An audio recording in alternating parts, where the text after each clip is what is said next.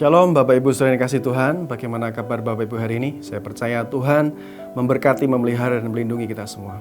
Bacaan kita hari ini diambil dari Kitab Amsal pasal yang ketiga ayat 34-35. Alkitab berbunyi demikian, apabila ia memandang pencemooh, maka ia pun mencemooh. Tetapi orang yang rendah hati dikasihaninya. Orang yang bijak akan mewarisi kehormatan, tetapi orang yang bebal akan menerima cemooh. Bapak Ibu saya kasih Tuhan, kalau saudara dan saya baca di Amsal pasal yang ketiga ini, ada hal-hal ajaib yang Tuhan sediakan, ada janji-janji Tuhan yang luar biasa. Saudaraku dikasih Tuhan, dikatakan janji Tuhan di ayat yang keempat, maka engkau akan mendapat kasih dan penghargaan dalam pandangan Allah serta manusia, dan seterusnya Bapak Ibu. Ada janji-janji Tuhan yang luar biasa, tapi itu tentunya dengan syarat. Kalau saudara baca ayat-ayat di pasal 3 ayat yang pertama, dikatakan kita tidak boleh melupakan ajaran Tuhan, kita disuruh memelihara ajaran Tuhan.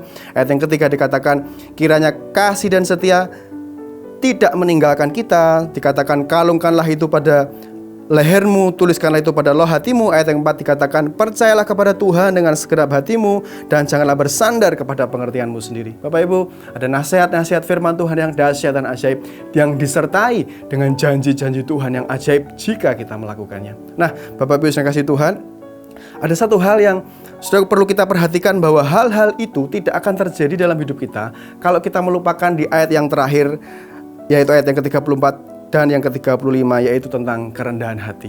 Bapak Ibu, hari ini kita belajar tentang kerendahan hati. Saudaraku, karena apa Bapak Ibu? Kita bisa menerima semua ajaran firman Tuhan ini, kita bisa menerima semua teguran firman, kita bisa menerima semua perintah firman Tuhan ini kalau kita rendah hati Bapak Ibu. Kalau kita, saudaraku, mau menerima dengan rela apa yang Tuhan katakan. Kalau saudara baca dalam Filipi, saudaraku, prinsip kerendahan hati adalah mengosongkan diri, tidak mempertahankan hak yang dipunyainya sebagai sesuatu yang harus dipertahankan. Saudara dikasih Tuhan, kita perlu rendah hati untuk kita bisa menerima setiap kebenaran firman Tuhan. Oleh sebab itu kenapa Alkitab berkata, ganjaran kerendahan hati dan takut akan Tuhan ialah kekayaan, kehidupan, dan kehormatan. Saudara, semua ini bisa kita alami. Saudaraku, janji-janji Tuhan, saudaraku, mulai ayat yang pertama sampai ayat yang seterusnya Bapak Ibu, bisa kita alami. Tapi kuncinya Bapak Ibu, rendah hati. Kita bisa menerima, saudaraku, setiap teguran firman. Kalau Tuhan bilang, kamu tidak boleh mengandalkan kekuatanmu sendiri. Kalau Tuhan bilang, kamu harus percaya kepada Tuhan dengan segenap hatimu. Kalau Tuhan bilang, kita harus memelihara ajaran Tuhan seperti yang pertama, saudaraku.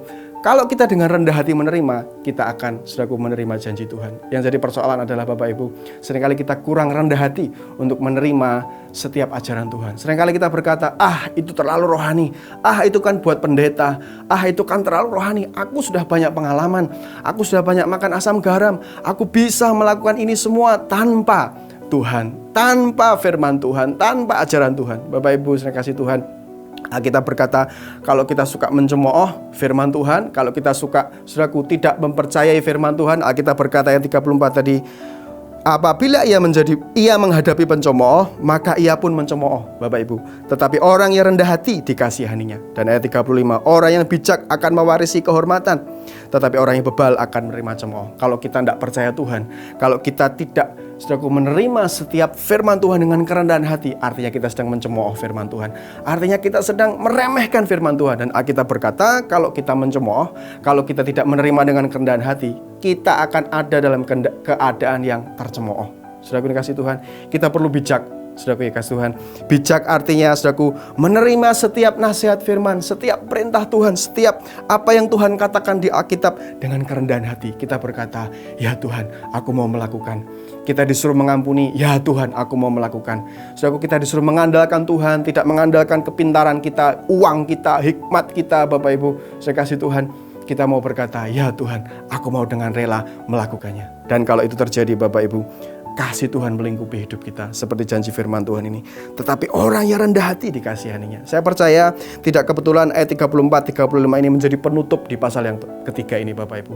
Semua janji Tuhan di pasal ketiga ini akan kita nikmati kalau kita belajar rendah hati, kalau kita belajar mengosongkan ego kita dan mau berkata, ya Tuhan, aku mau melakukannya.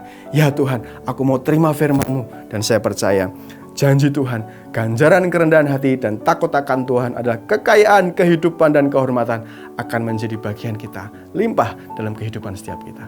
Terima kasih, Tuhan memberkati.